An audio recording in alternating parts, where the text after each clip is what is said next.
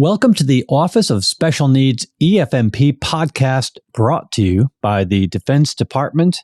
I'm Bruce Moody. The Defense Department recently published a policy for the Exceptional Family Member Program. This new policy ensures consistency across the services for families with special needs. So we have a couple of episodes in this series where we're going to be working through the specifics of this new policy. Joining me to get into this is the director of the Office of Special Needs, and that's Tomeshia Barnes. Tomeshia, welcome to the podcast. Thank you for having me, Bruce. Excellent. So in our last episode, we had an overview of recent enhancements to EFMP due to the standardization that we're talking about. In this episode, what we're going to look at is what has changed in the area called identification and enrollment. So, it's always great to have these things defined. So tell us, what is identification and enrollment in the context of the Exceptional Family Member Program? Thank you, Bruce. Identification and enrollment is the point of entry into the Exceptional Family Member Program. That's really that first step for us. And when a family member is identified with having a medical or educational need, those needs are documented through the enrollment process. Okay, so explain to us the process of identification and enrollment. So the process of identification and enrollment begins with the recognition that a family member presents with a medical or educational need that may constitute enrollment in the program. And within that process, there's two ways that it can be initiated.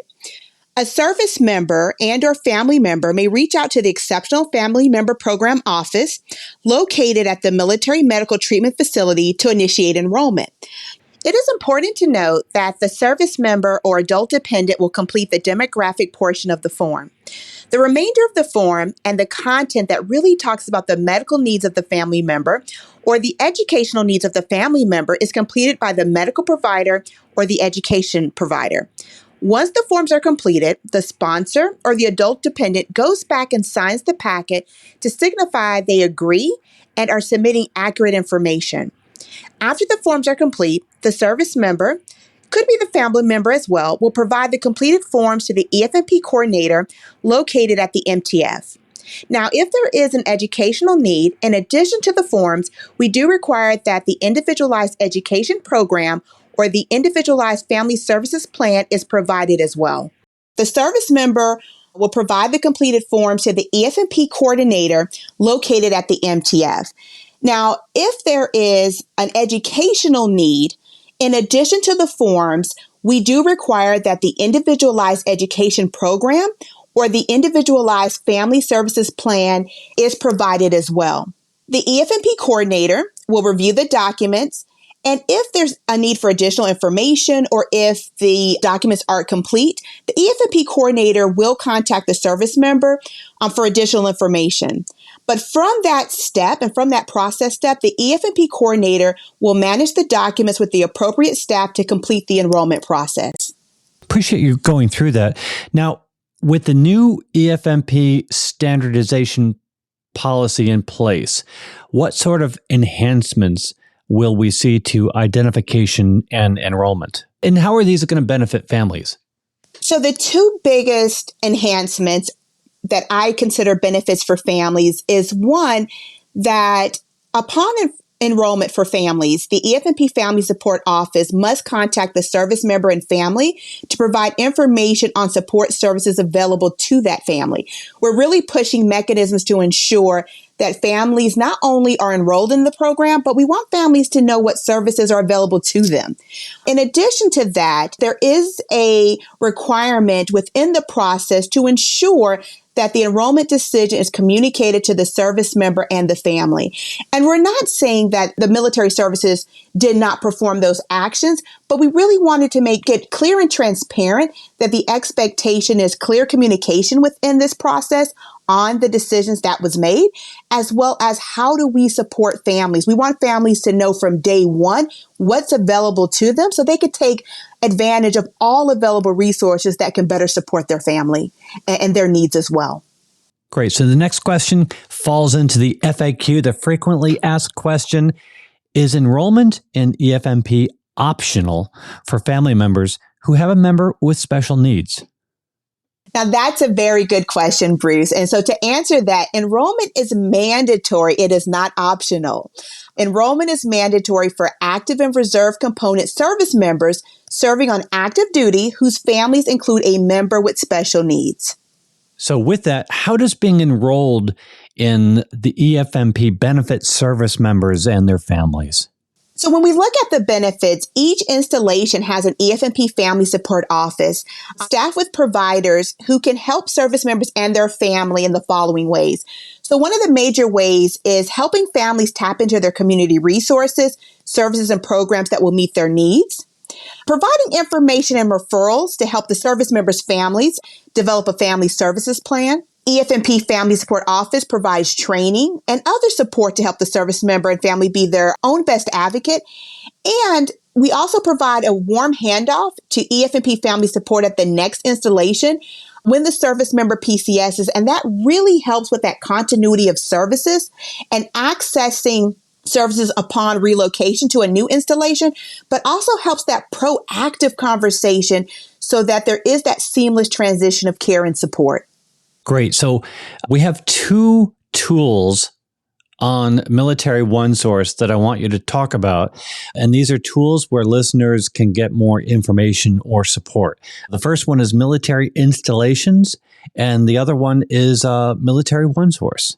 So in the previous question, we really talked about how does EFMP benefit and support families, and we talked about the EFMP Family Support Office. We know that as families relocate, they may be new to EFMP and or relocating to a new installation, and they may not be sure who to contact as far as that EFMP Family Support Office. And so there is a link available in the program notes that provides the URL to look up your EFMP Family Support Office. You will find information that will connect you to that office, and it provides you the contact information you need to make necessary contact. Also let you know that you can also go to your current EFMP Family Support Office, and they'll also help to connect you to your gaining EFMP Family Support Office when you're relocating to a new installation. The other resource that you mentioned was Military OneSource, and Military OneSource is that one-stop shop with a wealth of information. It has information about the Exceptional Family Member Program. It could be your educational needs, the school liaison program. There's just so much there on Military OneSource. An additional resource on Military OneSource is access to special need consultants. Again, that link is available in the program notes. And you can contact Military OneSource directly by phone or set up a live chat.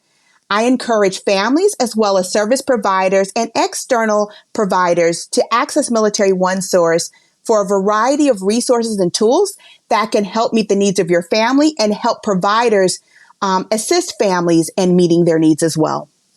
Tomeshia Barnes, thank you so much for joining us today and helping us as we go episode by episode, as we go piece by piece through this new policy that supports families with special needs.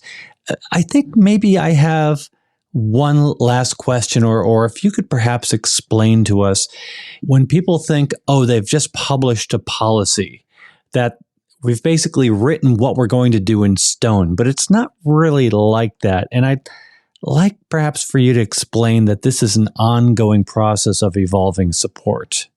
As we talked about EFMP standardization, the goal in all of our efforts is to improve and enhance the EFMP. And with doing that, there is continuous efforts that are in the work right now to further enhance the program. We also are going to connect with our families to learn of additional areas that we need to focus on for future enhancements. Improving the EFMP is not a one and done. It is a continual effort that we are committed to, and we look forward to coming back on this podcast and sharing with you all of the additional things that will be in the works to improve the EFMP. And so my favorite saying is, this is not a one and done. It's the beginning of a commitment and great efforts to come to continuously enhance the program for families. And excellent. We'll leave it there. Tomeshia Barnes, thank you so much for joining, and we will have you back to continue talking about this very, very important topic. Thank you, Bruce. And thanks for joining this episode of the Office of Special Needs EFMP podcast, brought to you by the Defense Department. Be sure to subscribe wherever you listen to your podcast, because we're covering all the EFMP standardization enhancements you'll want to know about. And as always, thank you so much for listening to us. You can always contact MilitaryOneSource.mil for more information. I'm Bruce Moody. Thanks so much for listening. Take care. Bye-bye.